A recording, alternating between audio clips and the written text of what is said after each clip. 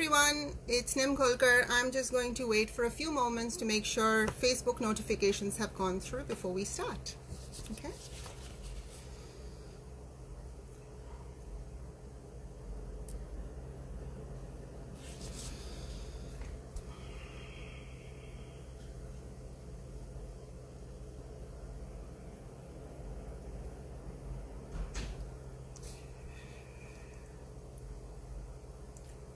So I can see that a few people are joining in. Let's just wait for a few more moments. Prahlad Kale says, hi Nim. Hi Prahlad, how are you? Hope you've had a nice Sunday so far. So welcome everyone, this is Nim Kolkar. Welcome to Sunday Chats with Nim. For those of you who don't know me, I'm an author, motivational speaker and life coach based in Sydney, Australia. I've been doing Sunday Chats with Nim every week ever since 2018 actually, so it's been quite a journey, and many of you have been joining in every Sunday and supporting me, so thank you so much for that. Now, you know the drill. When you join in, just say a quick hi and let me know where you're logging in from. It's always nice to hear from you all. You may have seen my post, I think yesterday, where I talked about what I will be exploring today, which topic. So it is a topic that I think a lot of us will relate to, and that's why I picked this topic. Pooja says, happy Sunday. Hi Pooja, happy Sunday to you too. Jyoti, good morning from Mumbai. Good morning, Jyoti.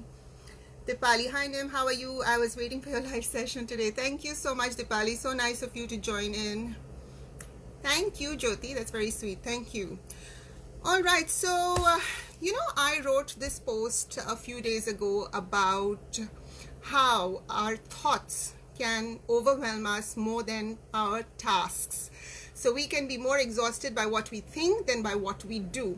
And there was this tremendous response to that post, and so many people agreed with it. So many people wrote to me and said that they're consumed by their thoughts, and because they're constantly thinking about things, they're perhaps making themselves miserable, or they're perhaps not being as productive as they would like to be.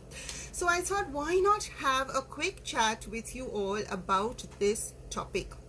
Now, I am someone who many years ago used to be consumed by my own thoughts.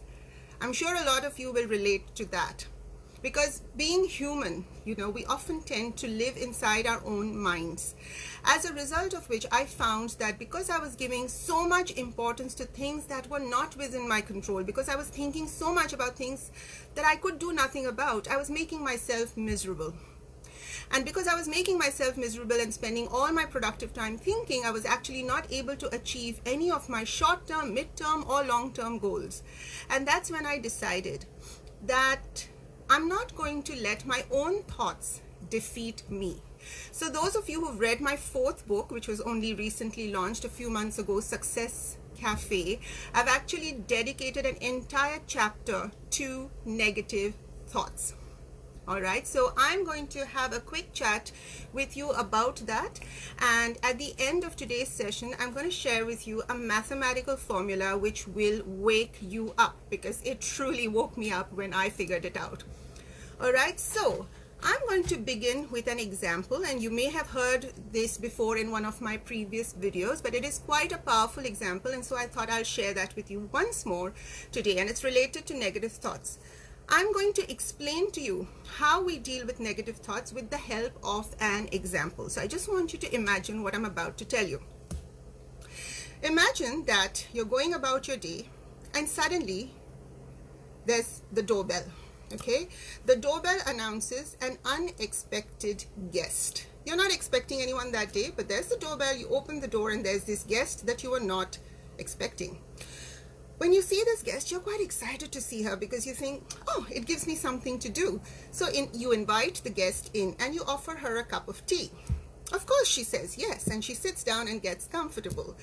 So you bring chai or coffee, and you bring biscuits, and you bring muffins or whatever, and you start feeding your guest.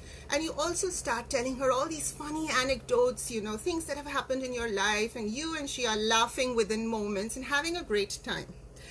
Now this guest, this unexpected guest, is quite comfortable and is showing no signs of leaving. So what do, you say, once the chai is done, once the cup of tea is done, you say, well, why not stay for dinner? So off you go to the kitchen and make some quick dinner for yourself. And, the guest, of course, she agrees. Then you feed her dinner and another few hours pass by. Now you're starting to get uncomfortable because you think, oh my God, I've spent so much time with this guest and I have ignored all my other chores. But how are you going to tell this guest to leave, right? You don't want to be rude. So you say nothing. After another half hour passes by, you think, oh, I might have to offer her some dessert because otherwise it'll look so rude. So you half-heartedly offer her dessert. Guess what? She agrees and she says, yeah, I'd love some. What dessert shall we say? Sticky date pudding. That's my favorite. Okay, so you offer her sticky date pudding and you both have that. Now you are truly impatient because you see that the entire evening has been wasted with this person you had not even invited in the first place. Finally, at the end of your tether, finally, because you're fed up, you ask your guest to leave. Now you're probably all wondering, why is Nim giving us this example and what does it have to do with negative thoughts? Hold your horses, I'm about to explain. The reason I shared this example with you about this unwanted guest is because that's exactly how we deal with negative thoughts when they arrive at our mind's doorstep. So now let me explain what actually happens. Let's say you're going about your day and suddenly, out of the blue, out of nowhere, this thought occurs to you and you say to yourself, you know what? My entire life has been meaningless. I am a complete failure. Let's say this thought occurs to you out of nowhere. That is basically the same as the doorbell ringing announcing your unexpected guest. The same way that you opened the door and let this unexpected guest into your house, the same way you allow this unexpected thought that has arrived in your mind, you allow it to enter. Once you've invited that thought in, you have no choice but to start feeding it. The same way you fed your unexpected guest with tea and snacks and samosas and whatever else. Now, in terms of your thought, how do you feed it? Because you've thought that my whole life is a failure, you go looking for proof that you are indeed a failure. So you go right back into your past and you try to find examples and proof and situations where things went wrong for you, where things did not work out, where you were humiliated, where you did not get what you wanted. Proof that you are indeed a failure. The more you look for proof, the more you find it. Okay, now the same way that your unexpected guest becomes quite comfortable when you offer them all these snacks and tea and stuff, the same way your thought, that negative thought that originally arrived, it puffs up with all the attention you are giving it. Once it puffs up and becomes comfortable, it is there to stay. And many hours pass by and you keep feeding this thought. At the end of the day, you recognize that this thought, the same way the unexpected guest has wasted your time, the same way this unexpected thought has wasted your entire day. And you know that it is time to banish it. But guess what? It's too late. The whole day has gone, the entire day is wasted, and now you can't do anything about it. Okay, so this was the analogy I wanted to give you when it comes to unexpected thoughts, similar to unexpected guests. So what should you do next time a thought occurs and you know it is the wrong thought? Well, the first step is to recognize that a negative thought has entered your mind. Just because the doorbell has rung and has announced a particular thought does not mean that you are obliged to entertain it. That's what I'm trying to tell everyone. That's what I'm trying to tell my clients. Just because a thought occurs to you, I mean, thoughts are free. They're all there around you all day long. They keep occurring to you. Of course they will. That's human. But what I try to tell people is just because a thought has entered your mind does not mean you must entertain it. Just because somebody knocks at your door does not mean you are compelled to entertain them if you have something else planned for the day. right? So the first step is recognizing that this is a negative thought.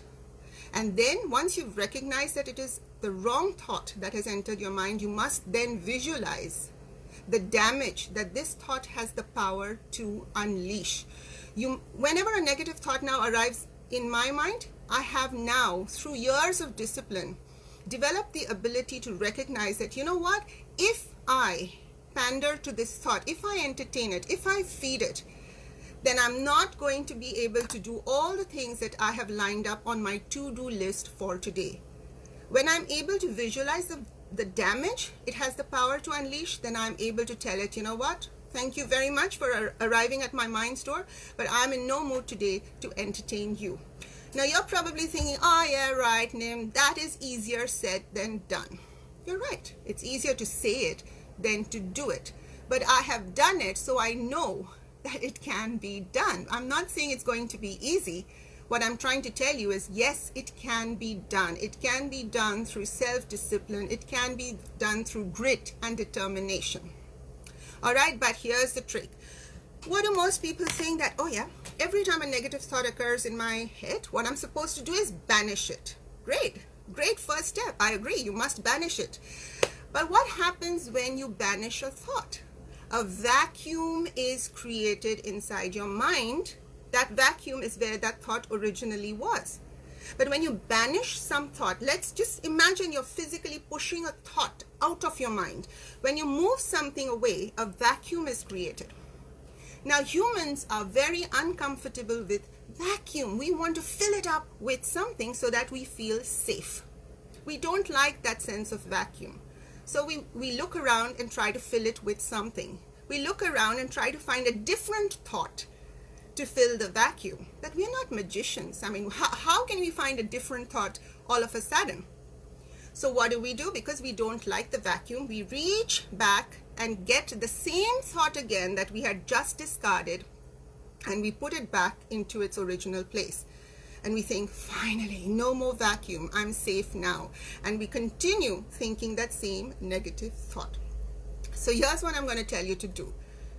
Next time you decide that, yes, this is a wrong thought that has arrived and I'm going to banish it, yes, please do banish it. Push it out of your mind, but then recognize that there is now a vacuum, and you are going to be very uncomfortable, my friend, with that vacuum, right? And therein lies the danger, because you now are going to be tempted to pull that same old thought back again to fill that vacuum. So what do I do when I do this? When I banish a negative thought, basically I say, bye-bye, I don't have time to entertain you today. The minute I do this, I know that a vacuum is there. So what do? I get up. I don't wait to try and find a different thought. I don't have that kind of patience. Instead, I get up and I do some physical activity, something proactive, something productive, something physical. That could be cleaning something, that could be doing a crossword, that could be just going out for a walk, whatever it is. I get busy doing something productive, proactive, physical. I don't wait for a thought to be replaced by it. I actually go and do something.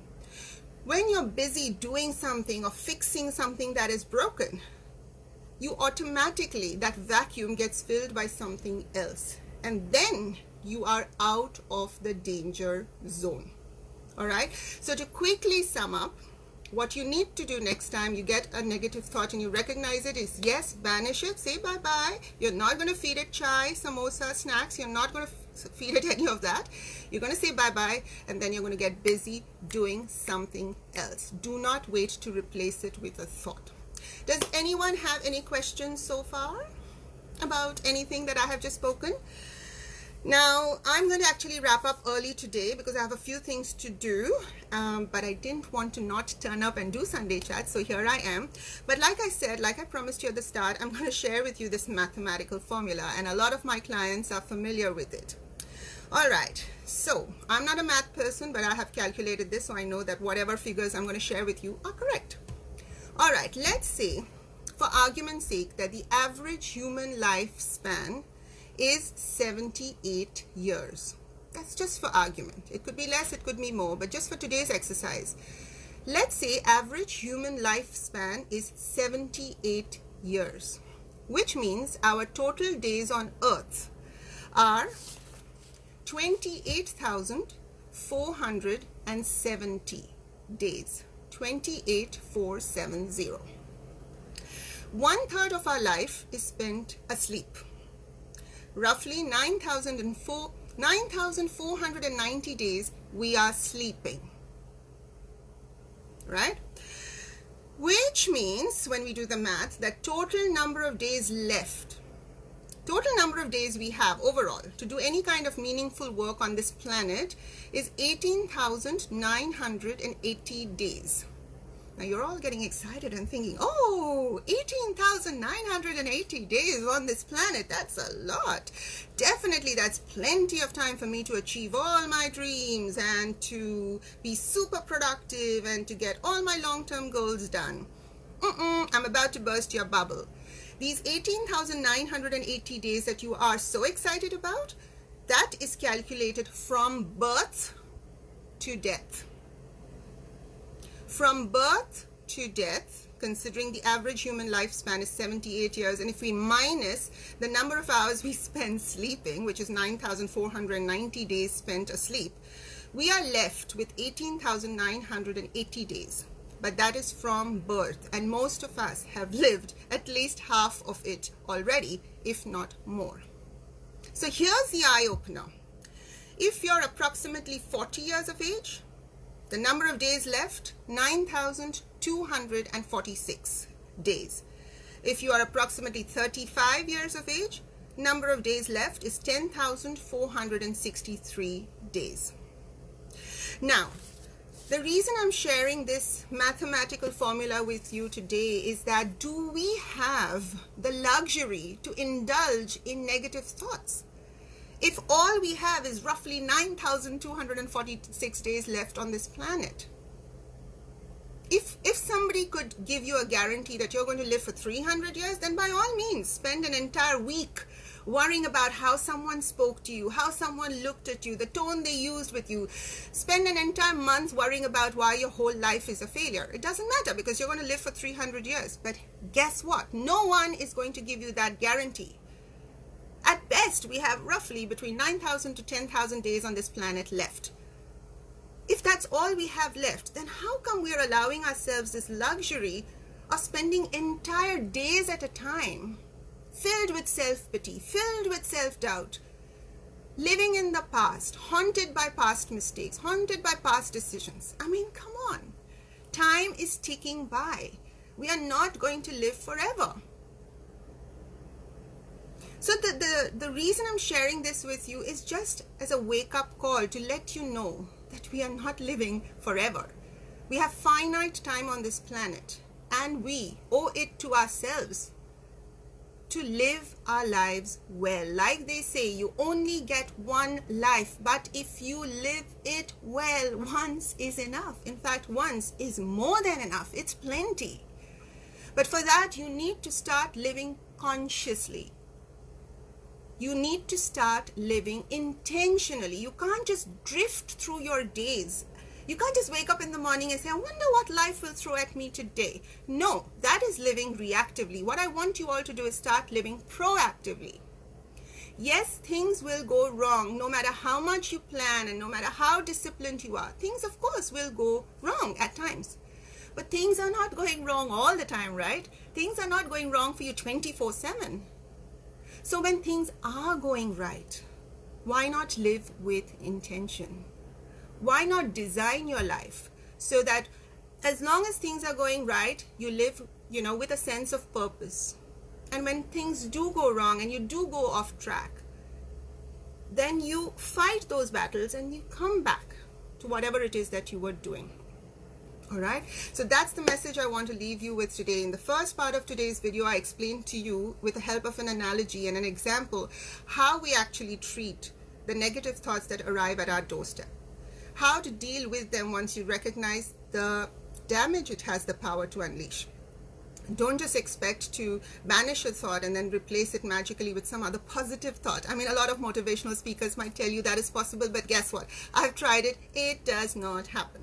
You don't miraculously find a new thought, a positive thought, a feel-good thought to replace the old negative thought that you have, banished. But instead, get busy. Do something productive. Do something that is physical activity. Okay, and then in the last part of today's video, I shared with you the average human lifespan exercise. This is a very, very special exercise that I share with special people, and you are all special people.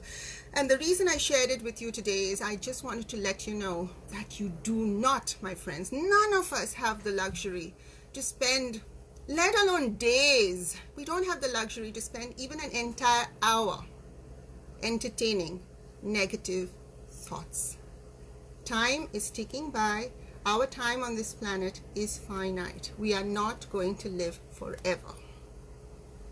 And you don't want to look back at the end of the journey and tell yourself, damn, if only I hadn't given in to so many negative thoughts, perhaps my life would have been different. That's the kind of regret you don't want to leave this planet with. Okay, so I hope that what I've shared with you today has been a bit of an eye-opener. It certainly was for me when I figured out this mathematical formula. And ever since I figured that out, you know, every time someone hurts me or someone betrays me or something goes wrong or I fail at something, and trust me, I fail at a lot of things, and that's because I try so many new things every single day, right? So whenever I feel tempted to give in to self-pity, I always tell myself, Nim, remember, time is ticking past.